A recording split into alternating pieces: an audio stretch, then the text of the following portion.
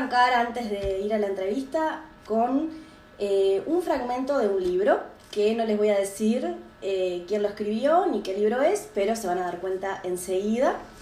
Una vez escuché una pequeña historia sobre un señor que visitaba África queriendo conocer las costumbres de diferentes tribus. Se encontró con un grupo de niños a los que propuso una competencia. Puso un canasto lleno de frutas y les dijo que el primero que llegara se quedaba con toda la fruta. Todos comenzaron a correr. Había niños y niñas de edad escolar y preescolar, algunos de ellos con dificultad para correr por problemas físicos. Cuando los 2 o 3 más veloces estuvieron próximos a llegar, se pararon, esperaron a los demás, se tomaron todos de la mano y gritaron Ubuntu. Llegaron todos juntos, luego se sentaron todos a saborear lo conseguido.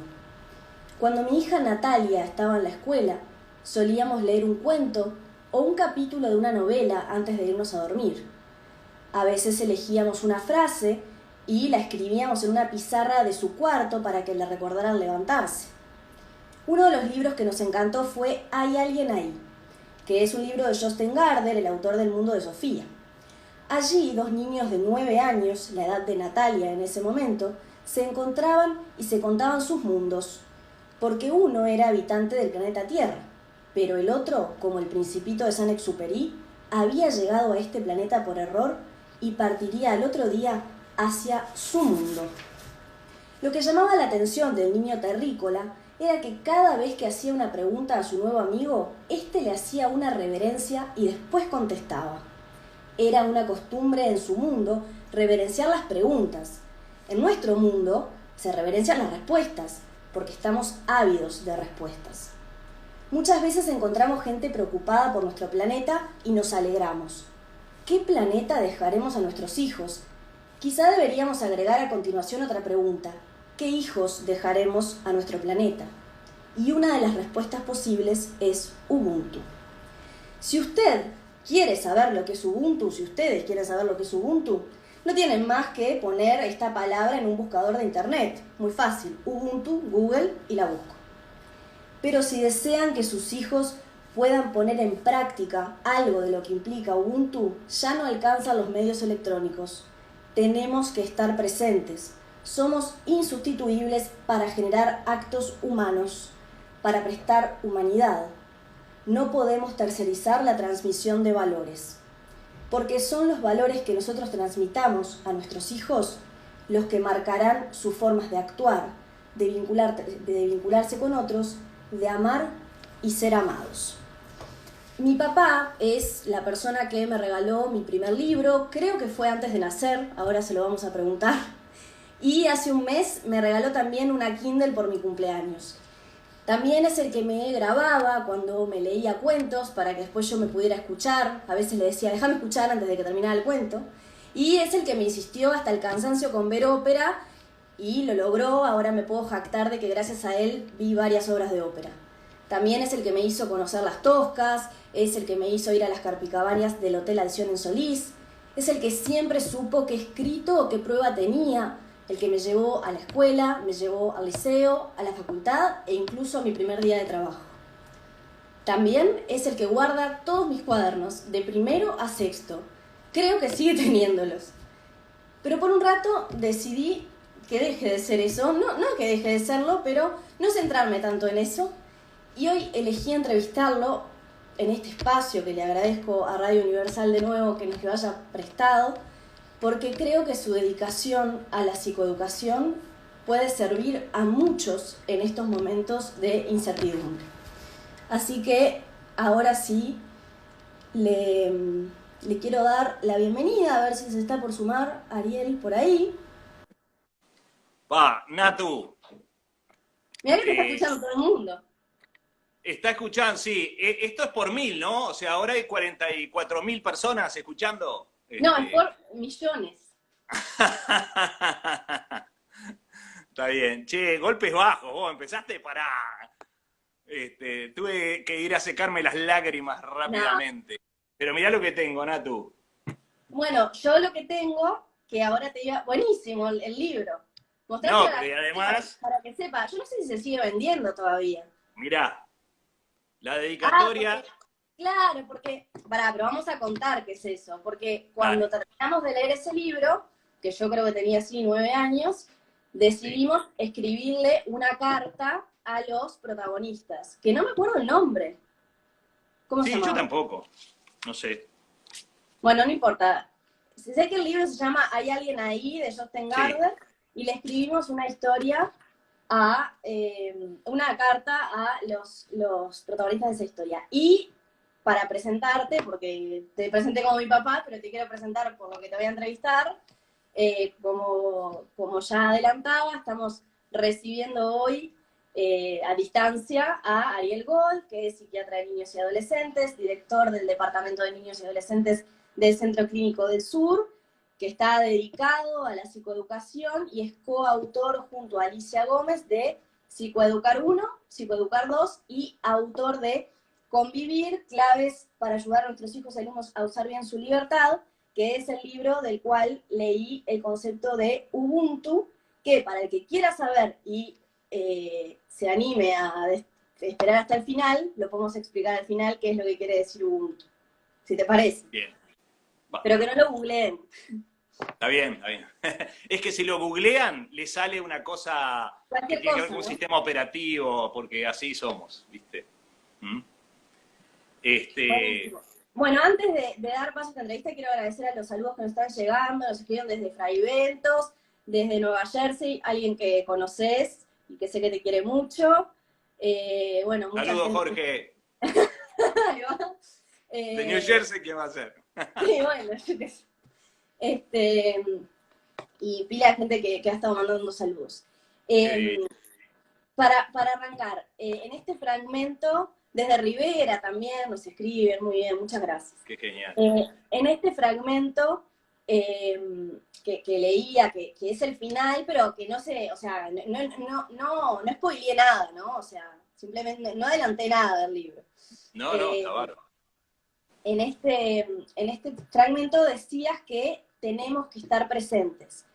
Y cuando repasaba el libro y pensaba un poco cómo iba a encarar esto, que no es fácil, decía, bueno, si algo hemos hecho las personas en estos 2 meses es estar, ¿no? Estuvimos en nuestras casas, con nuestra familia, con nuestros hijos, con nuestras parejas, etc. Pero la pregunta es, ¿qué significa estar presentes? ¿Es estar las 24 horas por una cuarentena o qué es estar presentes? No. Mirá, los griegos antiguos decían nada demasiado. A nosotros nos tocó estar presentes demasiado y tenemos que gestionar esta presencia de una manera lo más inteligente posible y lo más humana posible. ¿Humana qué quiere decir? Se hace lo que se puede. Natalia, esto que estamos viviendo, que es realmente único, es algo de lo que no hay precedentes, porque en un momento determinado 3.500 millones de personas estaban confinadas. Y cuando vos tenés una situación que es desconocida para todo el mundo, impredecible, incontrolable y sostenida en el tiempo, ¿sabés lo que le pasa al cerebro? Se piensa que está en peligro. Se piensa que está en peligro. Una amenaza. Exactamente, y eso se llama estrés. Entonces, todos estamos en una situación de estrés, pero eso no quiere decir nada malo. Eso quiere decir que ante una situación de estrés tenemos que usar recursos para afrontarlo. ¿De qué se trata esto que estamos viviendo? De un test de desarrollo emocional. Entonces me gustaría empezar, y aseguro, y la gente creerá o no, que no tenga ni idea ni cómo empezar, ni cómo estar frente a vos tratando de decir es la periodista y no es la Natu. Bueno, el tema es así. Viste que yo hago psicoeducación, ¿no? Yo te hablo a vos y los demás sepan que les hablo a todos. Y pueden hacer preguntas también y las trataremos. No, está bárbaro. pero como cuando te hablo muchas veces mirás para otro lado y estás mirando el coso, entonces ahora aprovechemos me tenés que dar corte. Sí, porque ahora no puedo mirar el celular porque, o sea, ahora termino con el celular. Entonces me voy a vengar y voy a decirte algunas cositas. Bueno, mirá, yo hago psicoeducación como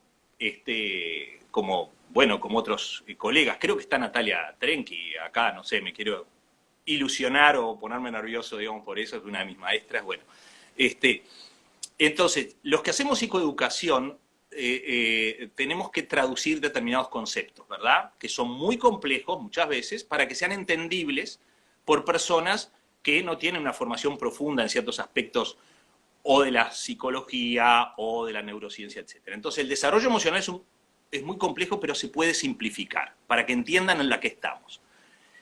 El desarrollo emocional podemos decir que es una parte del psiquismo que sirve nada más y nada menos que para poder disfrutar más o menos de la vida. Esto quiere decir, una persona con un buen desarrollo emocional tiene mayor probabilidad de disfrutar de la vida que una que tiene un mal desarrollo emocional.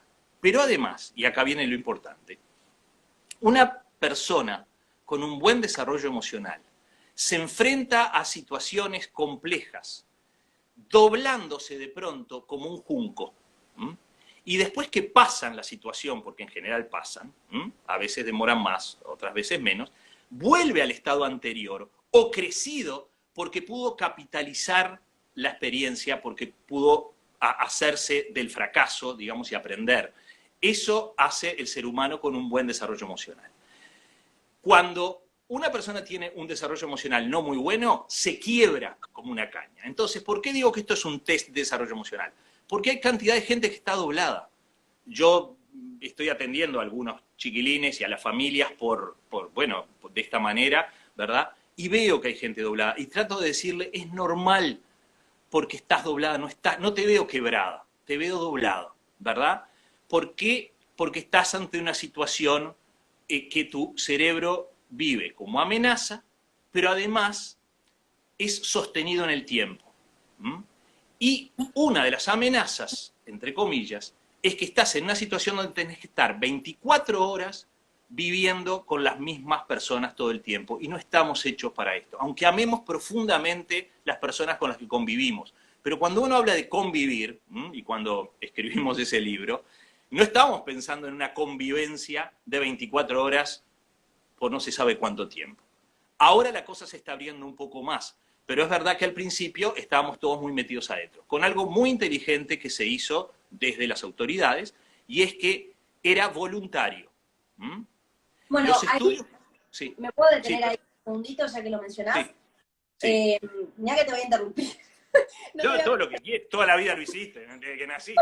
Por eso. Yo quería decirte algo, me llorabas, quería hacerte algo, me tirabas pichí, digo, cuando te quería cambiar... No, a ver, en esas grabaciones que tengo de los cuentos, que hay en cassette, está vos leyéndome el cuento y yo diciendo, papá, quiero escucharme. O sea, el cuento no me importaba escucharme.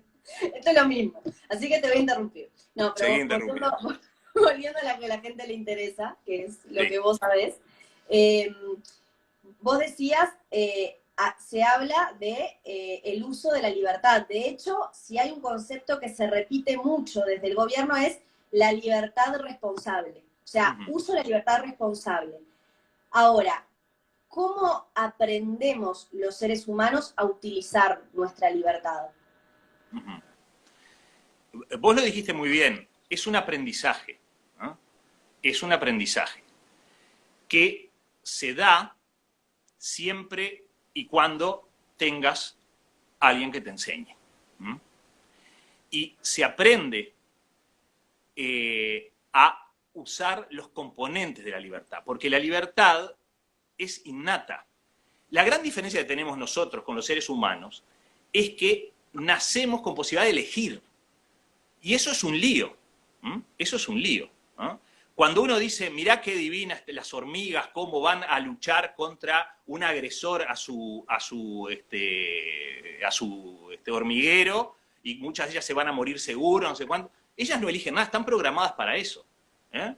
En cambio, los seres humanos todo el tiempo elegimos. Lo que pasa que entonces uno dice, si uno ya tiene la posibilidad de elegir, si uno es libre aunque no tenga ganas, lo que hay que hacer es tratar de que nuestros hijos elijan de la mejor manera. La gran educación es aprender a usar bien la libertad o enseñarla. Y eso se hace, en realidad, educando algo que no es la libertad. Porque ya dijimos que la libertad viene de fábrica. Lo que no viene de fábrica son los componentes de la libertad, que son básicamente dos, son varios, pero hay dos importantes. Uno es la responsabilidad, ¿no? Y la otra es la autonomía. Entonces, una de las cosas que yo tengo que tratar de que mis hijos aprendan es a ser autónomos. Esto quiere decir, no hacer regularmente por él lo que el niño puede hacer. ¿Cómo se llama la estrategia donde la mamá hace regularmente por el niño lo que el niño puede hacer? Sobreprotección. ¿Ah? Nosotros decimos que es una forma de maltrato porque afecta al desarrollo emocional. Porque una persona que hace por él... que esa persona, ese niño adulto en potencia, tiene más posibilidades de ser esa palmera que se quiebra. Pues, claro, porque... Y no la que se dobla, digamos. O porque no sabe nada, o porque es una pobre persona que depende de otro porque le hicieron todo, o porque es un omnipotente, ¿verdad? ¿Por qué? Porque se piensa, ¿verdad? Porque se piensa que, que tiene esclavos, como le hacen todo, piensa que tiene vasallos que le hacen las cosas, ¿verdad? Entonces, pero tiene una tercera posibilidad y es que a pesar de que hicieron esto con él, de que lo sobreprotegieron, salga común y corriente y sea una persona, digamos, que no se tiene por qué. Todos son probabilidades, ¿verdad? Esto es lo que hay que entender. Porque hay gente que yo a veces doy una charla así y me dice, pero yo hice más o menos lo que vos dijiste y sin embargo me salió, ponele bien, o me salió mal, ¿no? Bueno, es un tema de probabilidad, es jugársela. Vos podés sobreproteger y te sale bárbaro, pero aumentás la probabilidad de que no te salga muy bien. Ahora, ¿por qué te estoy contando esto? Porque la persona puede ser muy autónoma. Y entonces vos decís, bárbaro, yo quiero que mi hijo sea muy autónomo, porque yo quiero que mi hijo sea libre porque yo no fui libre cuando era chico. ¿Tá? Pero como no tiene el otro componente, que es la responsabilidad, es lo que decíamos. No es libre, es omnipotente. Omnipotente es la persona que hace lo que se le canta en el momento que se le canta. ¿Tá? Es la persona que no mide porque él puede todo. ¿Por qué? Porque le falta la responsabilidad. ¿Qué quiere decir? No me hago cargo de mis acciones. Y entonces no soy libre. La persona libre no hace lo que quiere en el momento que quiere. Hace muchas veces lo que conviene. Y muchas veces eso es aburrido, ¿no? Y entonces los niños, nos está pasando cada vez más, tienen un tema con el aburrimiento. Tanto es así que en la encuesta esta que hicimos con Balaguer, de los 1.400 digamos, datos que tenemos, ¿no? Cerca de 800, ¿no? Lo que dicen los padres cuando le decimos qué sentimiento predominó en sus hijos es el aburrimiento. ¿No? En o sea, todas... no sabes hacer. Claro, y claro, ¿por qué? Porque, bueno, porque estamos en esta historia de que te lleno las cosas, ¿verdad? Y no te dejo que vos uses tu libertad, entre otras cosas, para poder crear o para poder, bueno, aburrirte con convicción. ¿Ah? Entonces, libertad responsable, pero que implica autonomía también, ¿verdad? Porque, ojo, a ver, imagínate un adolescente tremendamente autónomo. Los padres están muy orgullosos porque él se lleva el mundo por delante, pero sin responsabilidad. Accidente en potencia. Son los que hacen las picadas, digamos, porque tengo ganas. Sí, y porque les gusta sentir la adrenalina de, me van a multar o me van a sancionar. Totalmente. Ahora, imagínate un adolescente hiperresponsable, los padres también súper orgullosos porque mi hijo, el deber ser, todo no sé qué, pero no autónomo. Es un posible frustrado, digamos. Se quiebra porque tiene el deber ser metido de una manera terrible porque no tiene la autonomía suficiente, por ejemplo, para darse el lujo de equivocarse o de no ser siempre el número uno o lo que sea, ¿verdad? Está como condenado. Por eso tenemos que tratar de educar de estas dos maneras. Ahora, hablar acá es un bollo. Digo, hay que estar haciendo estas cosas. Pero si uno tiene por lo menos ciertos conceptos, por lo menos tiene una guía de decir, bueno, ¿dónde estoy yo más flaco, digamos, en desarrollar responsabilidad en mis hijos o en desarrollar autonomía? ¿Qué es lo que tuvo de bueno esto? Si algo tenemos que sacar algo bueno de este confinamiento. Que los padres, a veces por necesidad ahora, da la impresión de que pudieron, primero reencontrarse con sus hijos, ¿verdad? Y ver, ¿no? Pero pudieron darse cuenta que se les puede dar tareas para hacer. ¿No? Puede hacer que ellos colaboren, o sea, darles responsabilidad, que se hagan cargo de determinadas cosas, a veces por necesidad, porque teníamos que convivir todos juntos y teníamos que repartirnos las tareas. Entonces, no tengo de repente el apuro de que lo visto al nene porque si no llego tarde. Yo sé que él se tendría que vestir porque ya tiene la edad suficiente para vestirse, pero, ¿entendés? Entonces, todo eso del tiempo que ahora tenemos un poco más, ojo, porque gran cantidad de gente tiene menos tiempo por el teletrabajo y todas las cosas, pero no podemos abarcar toda la familia. Entonces, el tema para mí fundamental es que esto sirvió como para que los padres pudieran, entre otras cosas, desarrollar estos componentes. Yo defiendo mucho el concepto de familia-equipo. Le pusimos familia-equipo para diferenciarla de la familia común de ahora, donde los chiquilines están llenos de privilegios, estamos hablando todos de un medio determinado, ¿verdad? Socioeconómico, ¿verdad? Y cultural tal vez, ¿no? Pero hablando para ese grupo de familias, la verdad es que, bueno, los chiquilines están llenos de privilegios, son príncipes realmente que tienen a su servicio, digamos, a los padres, que ni siquiera muchas veces son las figuras de autoridad, que eso es un lío para el desarrollo. Vos mencionabas ahí al pasar de, pensando en este contexto que estamos viviendo, que es cierto que ahora estamos empezando a salir un poco más, o sea, estamos soltando un poquito, ¿no? Aquello que comenzó el 13 de marzo por la emergencia sanitaria. De hecho, la semana que viene, el presidente de la República va a anunciar el jueves cuando se retoman las clases, por lo menos en primaria, o sea, va a empezar a haber un panorama de vuelta a lo que tuvieron un ratito, por lo menos antes de empezar la emergencia sanitaria, a comienzo de marzo. A ver, vos durante las últimas semanas, que has dado muchas entrevistas, hablaste mucho del tema de la rutina dentro de casa, de que es importante tener una rutina dentro de casa, también vinculado a esto de la familia-equipo. Pero me pregunto, ¿cómo es retomar una rutina que quedó pausada?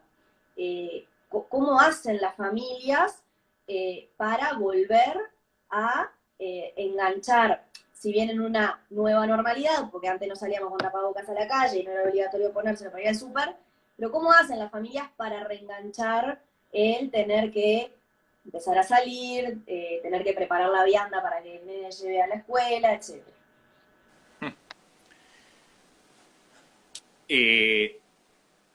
La verdad que ese es el próximo lío, pero es la próxima preocupación. A mí no me gusta esto de, no, viste que hay cosas que salen como famosas, así tipo, no hay que preocuparse, hay que ocuparse. No, hay que preocuparse. Primero, antes de ocuparse, porque la tenés que pensar. Bueno, eso claro. Es lo que hay que preocuparse, pero no en el sentido de angustia paralizante, sino que hay que ocuparse de ese tema.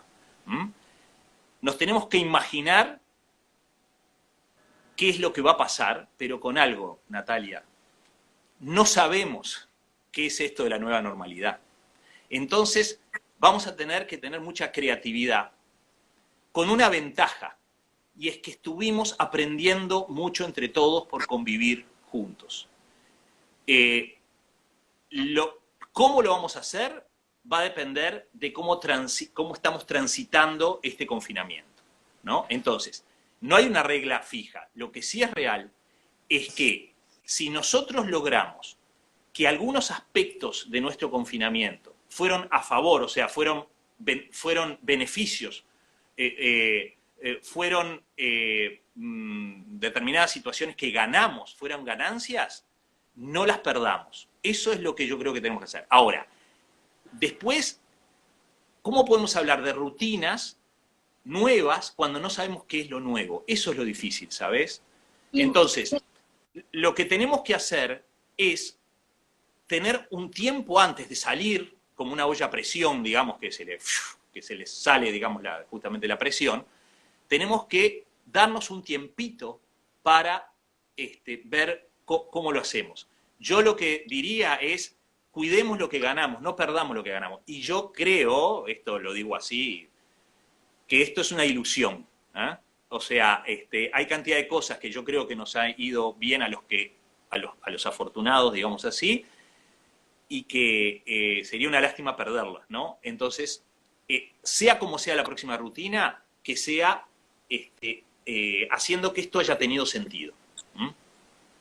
Acá, por ejemplo, Bill23 decía, que es una usuaria que nos estaba escuchando, usuario, no sé, si quiere decirnos su nombre, lo decimos, decía, claro, son padres y madres que ya comienzan a trabajar, porque muchas oficinas ya están pidiendo que se termine con el teletrabajo y que vuelvan paulatinamente a trabajar. Niños que, cuando vuelvan a la escuela, seguramente sea unos días sí, otros no. Abuelos a los que todavía no podemos, con los que todavía no podemos contar, para que nos ayuden, como ayudan mucho, porque la familia de equipo también está ampliada a veces, ¿no? O sea, eso va a ser parte y está siendo parte de esto que estamos empezando a transitar.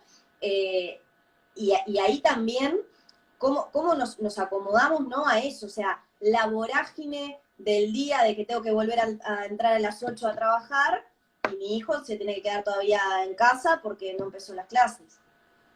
Sí. Yo creo que ese Virginia, es... Perdón, Virginia. ¿Cómo? Virginia. Claro, Virginia, gracias por ese comentario. Es así, Virginia, esa es la realidad que se viene.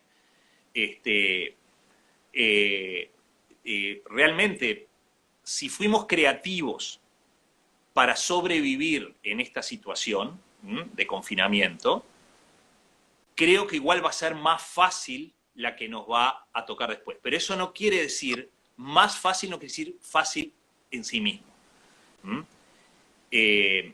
Vamos a tener que hacer lo que yo recomiendo hacer. Copiarle al que le vaya bien.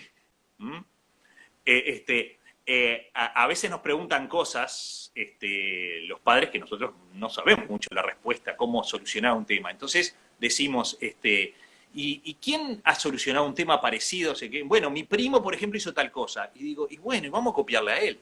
Bueno, yo nunca te lo dije, que no copies en la escuela, digamos así, ¿no? Y tu mamá tampoco. No, tampoco. No, por eso. Lo que te decimos es copiarle bueno. Bueno, pero el tema es así. Yo creo que vamos a tener que seguir mirándonos entre nosotros a ver qué hacemos. Lo hicimos los profesionales de salud mental. Yo te decía, al principio, cuando a mí me pidieron que yo hablara y todo, yo esperé que hablara Natalia Trenchi, escuché a Lede Barbieri, ¿verdad? Escuché a Balaguer, a Lorena Stefanet. Después me animé yo, robándole un poquito a cada uno y tratando de poner lo mío original. Y eso no está mal, porque así crecemos. Entonces vamos a tener que mirarnos un poco más y decir, seguimos estando todos en la misma. Es verdad, después cada situación particular es realmente particular, ¿verdad? No, y hay un punto que está bueno aclarar, que vos siempre lo aclarás, esta vez no sé si lo dejamos claro, que claro, nosotros estamos hablando no de situaciones de contextos vulnerables o críticos, ¿no? O sea, digo, me parece que también está bueno puntualizarlo, porque además sé que lo haces. No, lo hago, yo aclaré ahora que hablaba para un medio determinado, para los afortunados le llamamos. Esto es importante, ¿por qué?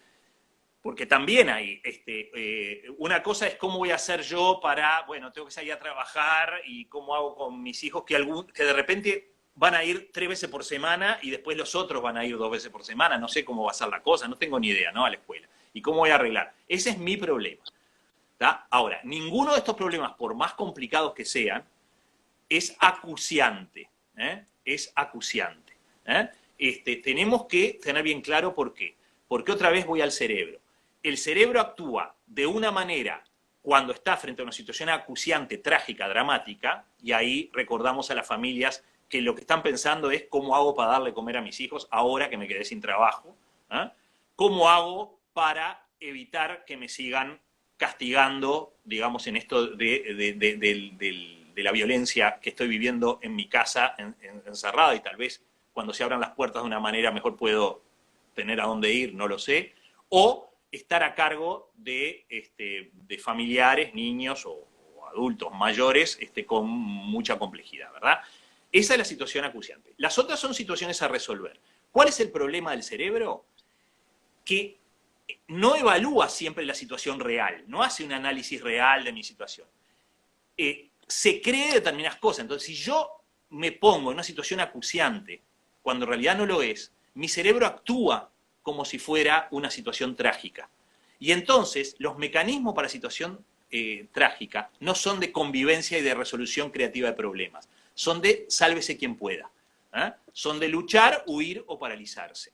¿Entendés? Entonces, lo que tenemos que hacer otra vez, va a estar bravo cuando se empiece a abrir. Por supuesto que al principio nos vamos a poner todos muy contentos, lo que sea, después vamos a ver las nuevas dificultades y nos vamos a acordar, esta era la nueva normalidad. Bueno, vamos a pensar en el fondo que la normalidad va a volver y esta es nueva y va a durar un ratito y después va a ser la normalidad normal. Acá, pero Marco si la ponemos en acuciante la quedamos. Sí, perdóname. Sí. Marco Diceni, por ejemplo, dice que deberíamos hablar no de nueva normalidad, sino de normalidad evolutiva, que creo que es un poco lo que vos estás planteando, ¿no? Sí, sí, me parece bárbaro, me parece bárbaro. El tema es que meter términos, y está bueno, lo que pasa es que es más fácil entender nueva normalidad que normalidad evolutiva, pero claro, yo estoy totalmente de acuerdo que es ese el concepto, ¿no? Y gracias por el aporte. Ya te lo voy a copiar. Ahora, veníamos hablando de las familias, no sabemos todavía cuándo, pero lo que sí es cierto que en menos de, bueno, cada día falta menos para que se comiencen a retomar de manera paulatina las clases. A ver, obviamente los maestros y profesores aquí tuvieron un desafío gigantesco con la educación a distancia y con tener que acostumbrarse algunos a nuevos medios para enseñar y etcétera. Pero pensando en cuando tengan que retomar las clases, que de hecho hay algunos maestros que ya las retomaron en medios rurales, ¿hay un desafío extra acá para los maestros?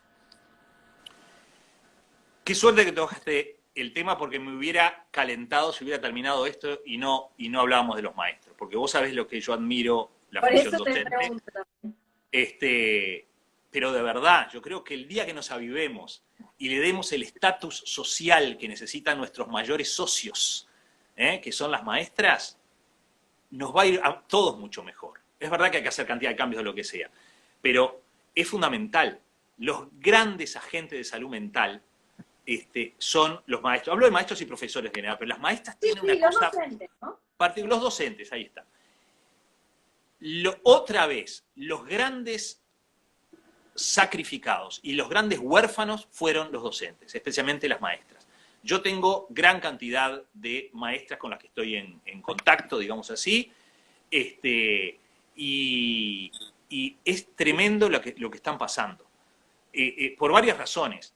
Primero, porque no manejaban el tema virtual, por más de las ceibalitas y todo eso, que es bárbaro, pero no lo manejaban de manera adecuada, digamos, o sea, no estaban entrenadas. Algo muy bravo para un docente, no conocían a los alumnos. Si esto hubiera sido en agosto, era diferente, porque tenían un conocimiento de sus alumnos y los veían ahí y le decían, Juancito, tal cosa, yo sé que no, pero no tenían ni idea ni con quién estaba. Entonces, apegarse con un alumno de manera virtual está bravísimo. Y dependían del apoyo que le dieran de las instituciones, y esto es muy irregular, ¿no? Entonces, a pesar de que hacían todo lo que podían, igual recibían ¿qué? Las críticas de los padres y los pedidos de los padres. A mí me mostraron chats de las 11 de la noche los padres pidiendo que le explique cómo era esto, que no entendían no sé cuánto, o sea, donde estás a mi servicio, ¿viste? Entonces, con los socios no se hace eso, lo que pasa es que no se entiende esto como socios. Fíjate que vos, cuando pones a un niño en la escuela, a tu hijo, le estás dando el cerebro de tu hijo. 4 horas por día a una persona para que lo moldee. ¿No? Le estás dando una esponjita. Absolutamente. Le estás dando una plasticina que te lo puede moldear para bien o para mal. ¿Ah?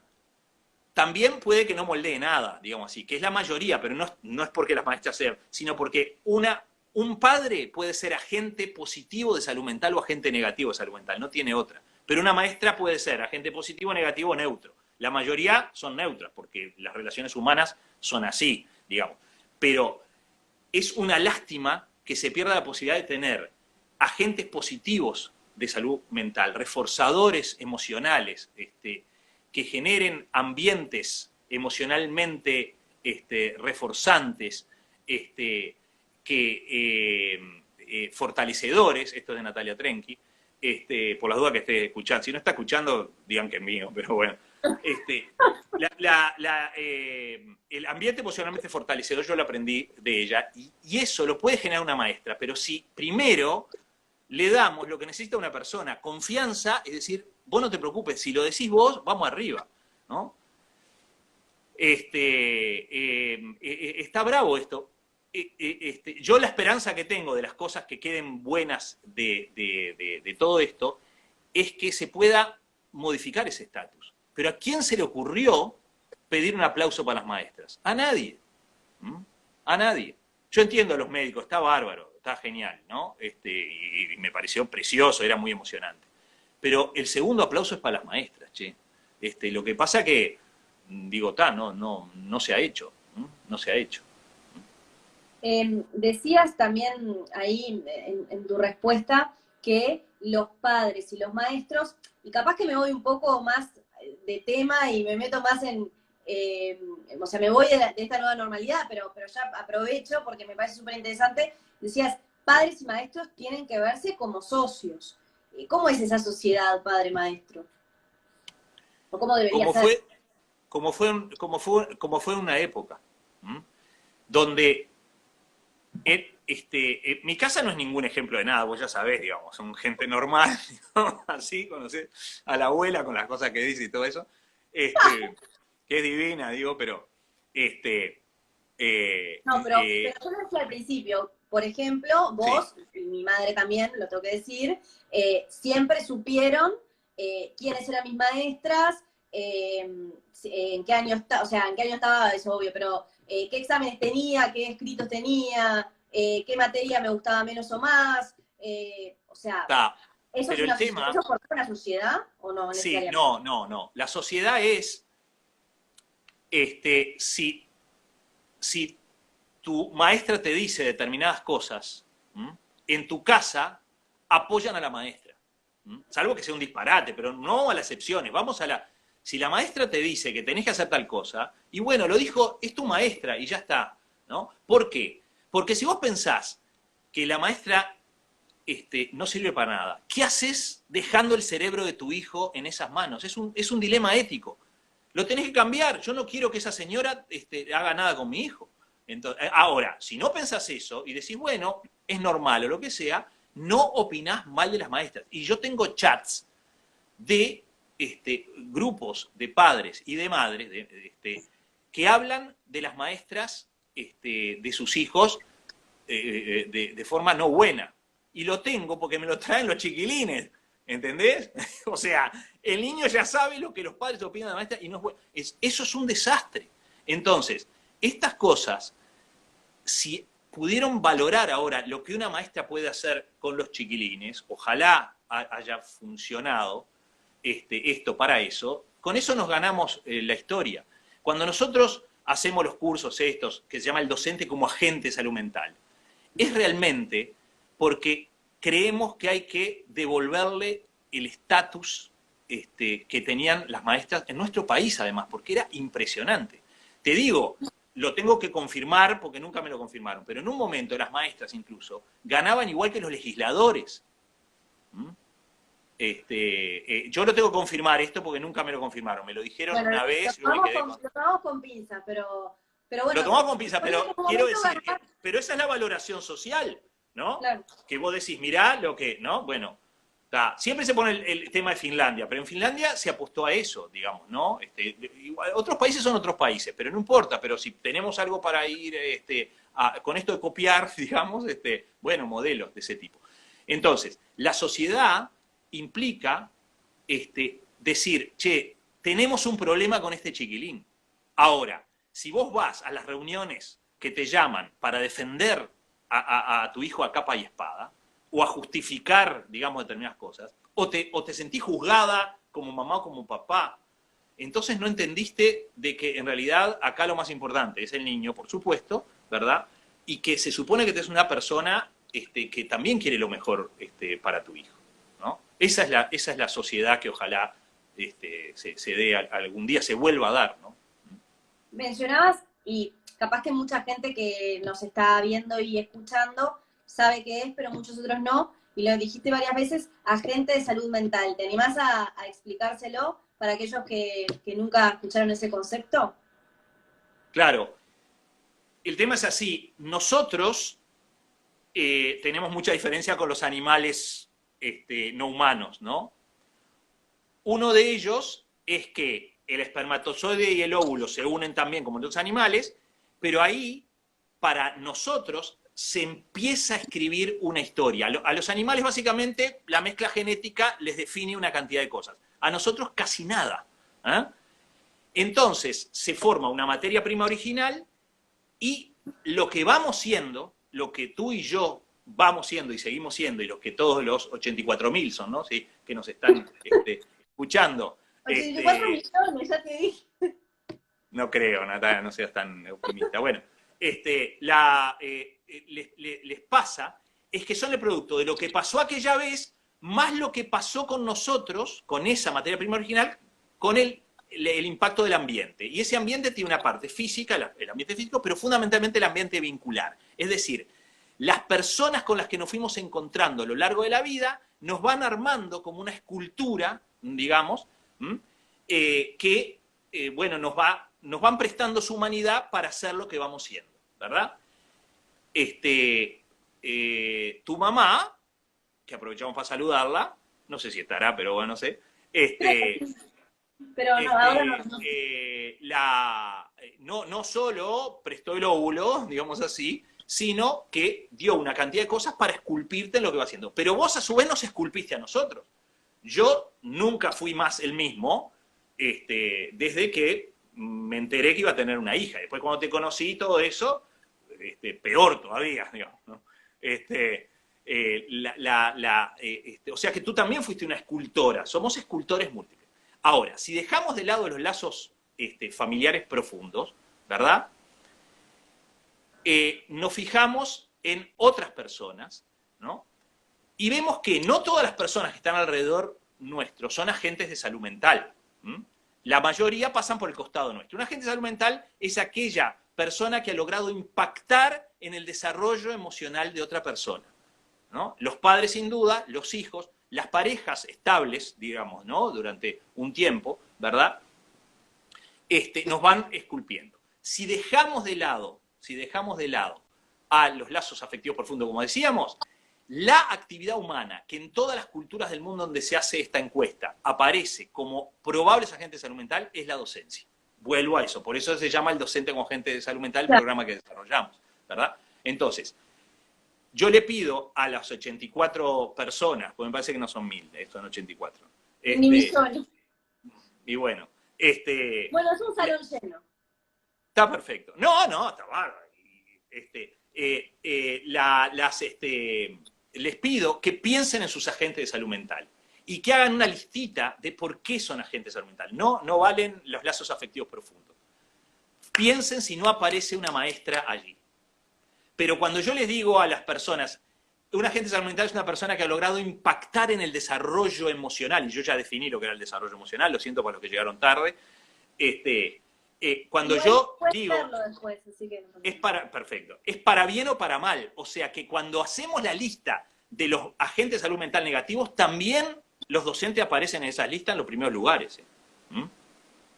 Y yo siempre cuento la historia mía, vos ya la sabés y lo conociste, a mi agente de salud mental positivo. Sí, es muy lindo y está bueno que gracias a ir al tercero A, es porque eso es cómo, perdona. No, que está bueno que los 86, 85 que están ahora con nosotros sepan que Claro. bueno. Cuando yo fui al liceo en el tercero A, gracias a que me tocó un profesor determinado, me cambió la vida. Y vos decís, ¿cómo un profesor te puede cambiar la vida? Claro, porque yo no era seguro que iba a hacer medicina. Y para mí ahora, hacer medicina es fundamental. Y él me persuadió a hacer medicina. Es profesor de historia, no vayan a pensar, claro, de biología, un médico que vos te... No, no, un profesor de historia, que después fue un gran amigo mío y que de las suertes que tuve, ahora falleció, es que Natalia lo pudo conocer y él la quiso mucho, digamos así, y la invitaba a sus reuniones. A ver, ópera. A ver, bueno, él fue el del tema de la ópera, digamos así, que un día yo dije, la ópera es una porquería, me dice, decime una sola ópera que no te haya gustado. Y yo le dije, no sé porque nunca escuché ninguna, pero gritan esas cosas. Bueno, esas cosas que hacemos los seres humanos, que opinamos, y entonces él me invitó y yo dije, esto tiene cosas buenas. Y bueno, después yo obligué a Natalia a ver algo. Pero la idea cuál es, que ese profesor fue un agente positivo de salud mental y le debo parte de mis posturas éticas. En cuarto, o sea, si me hubiera tocado el tercero B, de repente yo no era médico, y para mí ahora ser médico es importante porque tiene que ver con mi identidad. En cuarto, el cuarto A, me tocó otro profesor al que le debo una gastritis, que vos sabés que tengo. Y en parte fue ese profesor maltratador. Entonces, hagamos lo imposible para rescatar a los docentes para que sean los mejores agentes de salud mental que puedan. Acá, esa es un poco la idea. Sí. Eduardo Seidenstadt, que no sé si te suena, dice, Divino. los amigos también son agentes de salud mental. Supongo que lo dirá por algo. No, y claro, no, pero son fundamentales agentes de salud mental. Tanto es así, Eduardo, que si yo tengo 15 segundos, y esa pregunta la hacía cuando daba clases en la facultad, le decía a los chiquilines que iban a ser psiquiatra de niños, tenés 15 segundos y tenés un adolescente, 16 años, le tenés que hacer una sola pregunta para saber si está bastante bien o bastante mal. Y la pregunta era, ¿tenés amigos o no tenés amigos? ¿No tenés amigos? Sos un peligro. Adolescente sin amigos, un peligro. Hay que ir a ver qué le pasa. Mirá si será importante lo que decís, ¿no? Quiero volver... él comparte conmigo el agente de salud mental, ¿no? Él era el profesor sí, creo que de sí, ¿no? y vamos a comer asado después, ahora, porque después seguimos juntos mucho tiempo. Quiero, ya vamos redondeando porque es tardísimo, no quiero que te acuestes tarde. Y sí, soy un viejito. Pero... Cuando te conociera más joven. Sí, total. Yo también era más joven.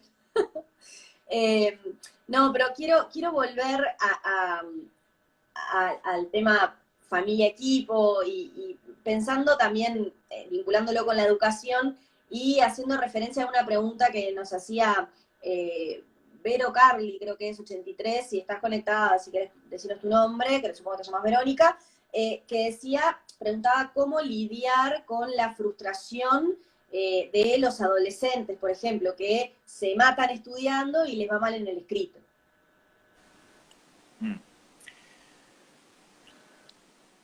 Pero no sé si la pregunta es ¿qué tengo que hacer yo, madre? Y en realidad es un problema de ellos, de él, digamos, ¿no? Porque vamos a hablar de un adolescente que se frustra. Es él el que tiene que aprender a gestionar esa frustración. Vos como mamá podés decir, te entiendo, qué bravo, ¿viste? A veces uno hace todo el esfuerzo y las cosas dependen de otras que son imponderables, ¿no? A veces la suerte, ¿verdad? La mala suerte, ¿no? Eso vos podés hacerlo. Ahora, somos los dueños de nuestras emociones y los chiquilines tienen que aprender que las emociones son de ellos y esa frustración, la verdad es que te sentís mal porque es horrible ver a un hijo frustrado, pero lo acompañás en el sentimiento. Esto es lo que se me ocurre. No sé si entendí bien la pregunta, ¿no? Y te tenés que bancar, sí, las rabias que tengan. Y bueno, no sé si estamos para hacer de punching ball, digamos, pero muchas veces se la agarran con nosotros y bueno, ahí tenemos que mediar en la convivencia, ¿no? Creo que el tema académico en confinamiento tenemos que aflojarle la mano, ¿no? Los hiperresponsables, que es otro tema, ¿no? Los famosos tragas de mi época, tienen un lío ahora porque quieren abarcar todo y no se pueden equivocar, están condenados a no equivocarse y tienen un lío bárbaro. Tienen que aflojar porque el cerebro no aguanta el gasto que implica ser perfecto, ¿viste? Acá, por ejemplo, Ali More, perdón que pronuncio horrible los usuarios, dice, vinculado a esto también, la autorregulación es difícil porque en adolescentes es bravo no poder ayudarlos. Sin duda, la autorregulación de los adolescentes está en menos, ya les digo. La adolescencia necesita un nivel de autorregulación menor porque evolutivamente necesitan probar cosas. Y si la autorregulación es muy firme, los frenos estos te impiden probar. Entonces ya estamos con un cerebro que se autorregula difícilmente. Ese es el tema del consumo en los adolescentes, que es distinto al consumo, que es una porquería siempre, digamos, excesivo, pero en los adultos. Es el tema, que estás con un cerebro que en realidad no se controla, ¿no? Sí. Te hago una pregunta más Sí. y ya vamos cerrando, que como te decía, tenés que ir a dormir. Gracias, querida. Ya tengo la No, bolsita de agua caliente preparada. bien, me parece bien, muy bien. Después sí, tomate la medicación. Eh, no, tratando de volver a ponerme seria, pensando en la hiperconexión que hay a todo nivel, ¿no? De todas las edades, se podría decir ya. ¿Qué pasa con, y siguiendo con la línea de los adolescentes que necesitan estar con sus pares, tal vez incluso más, corregime si me equivoco, incluso más que otras personas, capaz que los adultos pueden bancar un poco más sin ver a un adulto, a un amigo, pero un adolescente necesita a sus pares. Estamos ahora como en una tregua con las pantallas. Está bien que está, no sé si está bien, pero es soportable que un adolescente se quede hasta las 6 de la mañana chateando con amigos, capaz que porque los extraña, porque no los ve, porque no puede verlos todavía. Vos pusiste un ejemplo muy concreto. La verdad, un día hasta las 6 de la mañana puede ser, pero si ese es el modus operandi, esa es la de siempre, se le va a complicar la vida, ¿no? Además, hasta las 6 de la mañana, ¿desde cuándo? Primero, la noche está para dormir. ¿Por qué? Porque el cerebro necesita repararse. El cerebro se gasta durante el día y se repara en la noche. Y voy a decir algo porque tal vez persuada a los padres para poder hacer algo en este sentido. Hay estudios que muestran que el cerebro tiene dos fases en el sueño. La primera fase es hasta las 2 de la mañana, más o menos, no puedo explicarlo ahora por qué, ¿no? Y necesita 3 o 4 horas para limpiarse. Y después se repara. Vos podés reparar algo sucio, y entonces la reparación no es buena. Entonces vos podés irte a dormir con el cerebro sucio. Por ejemplo, te vas a dormir a las 2 de la mañana. Y ahí el cerebro difícilmente se limpie, ¿verdad? Entonces, al otro día andás con un cerebro sucio, reparado en lo que se puede. ¿Y qué quiere decir eso? Irritabilidad, falta de atención, dificultad en tolerar frustraciones. Las cosas te empiezan a salir mal y eso aumenta, digamos, toda esta historia. ¿Qué hacen las pantallas? No permiten durante mucho tiempo, durante muchas horas, que después de apagar la pantalla, tu cerebro empiece con esta modalidad limpieza-reparación. Entonces vos decís, no, pero yo me voy a dormir a las 12. No sé qué adolescente se va a dormir a las 12, pero no importa. ¿Pero qué hiciste antes? Estuve 4 horas en la pantalla. Bueno, restale la mitad, o sea que vos en realidad te vas a dormir a las 2 de la mañana, porque de 12 a 2, aunque te duermas, aunque alguien venga y vea que está con los ojos cerrados, si te hacen un electro, hay determinadas zonas del electro que no salen, fases de sueño que no salen, donde se limpia el cerebro. Entonces, los adolescentes tienen el riesgo este. Por otro lado, las pantallas, tregua. sí, tenemos que amigarnos un poco más, imaginemos este confinamiento sin pantallas, ¿no? Se nos hubiera complicado mucho más, pero igual dentro de cierta, dentro de cierto sentido común. Una cosa es liberar las pantallas a los adolescentes y otra cosa es ser más flexibles de lo que éramos en época de clase normal o lo que sea. Eso es diferente, digamos, ¿no?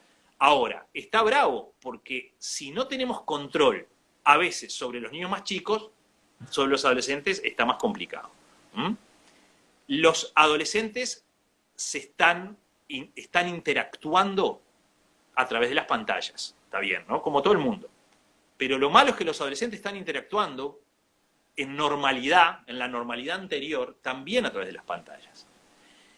Y entonces yo estoy ahora metiéndome a estudiar, y por eso me tengo que ir a dormir temprano, porque mañana tengo que estar haciendo esto, digamos, tempranito, la repercusión de determinados circuitos cerebrales por el uso excesivo de pantallas en la adolescencia.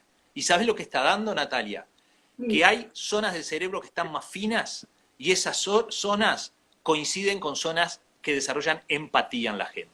Entonces me temo que el uso excesivo de pantallas, esto se ha estudiado solo en videojuegos, ojo, no en el uso de pantallas de otra cosa, pero porque no se ha estudiado, no se sabe, da la impresión de que disminuiría la probabilidad de que vos seas más empático en la vida real. Y eso ahí se terminó. Ahí marchamos. Porque nosotros nos jugamos en la posibilidad de pensar en el otro. Nos jugamos en la posibilidad del Ubuntu. Bueno, nos quedan 20 segundos porque se corta el vivo, entonces no podemos explicar qué es Ubuntu, pero bueno, queda para un próximo vivo. Muchísimas Muchas gracias. gracias, Natalia.